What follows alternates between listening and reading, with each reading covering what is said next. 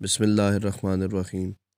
درود شریف پڑھنے کے انعامات میں سے ایک انعام یہ بھی ہے کہ درود شریف پڑھنے والے کا رزق نہ صرف کشادہ ہوتا ہے بلکہ اس میں بے پناہ برکت بھی پیدا ہوتی ہے۔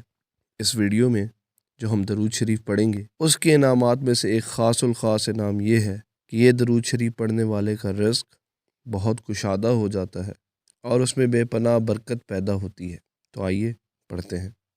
اللہم صلی علی سیدنا محمد عبدک و رسولک وصلی علی المؤمنین والمؤمنات والمسلمین والمسلمات۔